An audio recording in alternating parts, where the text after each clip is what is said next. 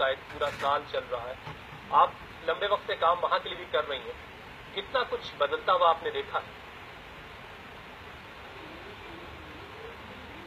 देखिए, मैंने कल भी ये चीज हाईलाइट किया था कि पेरेंट्स की सोच में फर्क आया है, लोगों में सोच में फर्क आया है, पढ़ाई को लेकर के इतना जागरूक हुए हैं।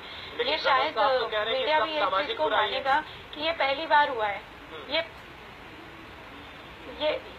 ये पहली बार हुआ है कि इतने बड़े मॉब में हम लोग एक एजुकेशन की बात कर रहे हैं। जब हरियाणा को देखा जाए या किसी भी स्टेट को देखा जाए, क्या हम एजुकेशन को लेकर के कभी इतने सिंसियर और सीरियस हुए हैं? क्या हमने कभी ये देखा है कि हमारे जैसे अभी बहुत बड़ी बात रमन मलिक जी ने कही और मैं सुन भी रही थी, और एज एन एजुकेशनिस्ट मैं उस चीज की तारीफ करूंगी कि वो कह रहे हैं कि मनोवृत्ति पे कैसे काम करेंगे। एक्चुअली यहाँ से काम करने की जरूरत है।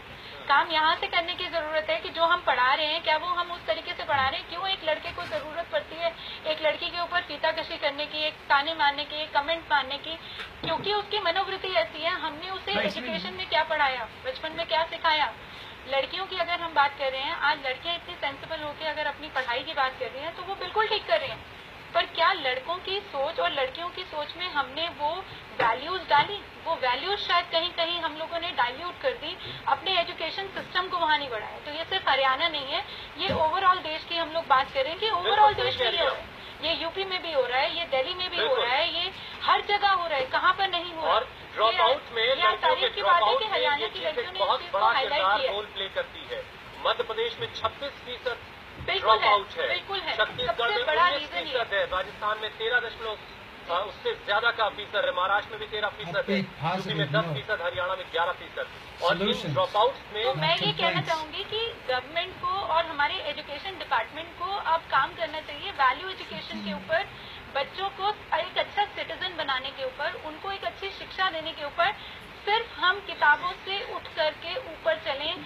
शिक्षा देने का मतलब ये है कि हम एक अच्छा नागरिक बना रहे हैं, हम एक अच्छा इंसान बना रहे हैं, हम एक ऐसा समाज बना रहे हैं जो एक दूसरे के साथ चलता है, एक दूसरे के लिए चलता है। किताबें पढ़ाकर 90% लाकर 100% लाकर हम नंबर्स दिखाकर अपने देश को बड़ा नहीं दिखा सकते, क्षेत्र में भी 40% आ रहे हैं, सिटीजन बना के कर सकते हैं। ठीक है सुलेमान, आप तक मेरी आवाज आ रही है क्या?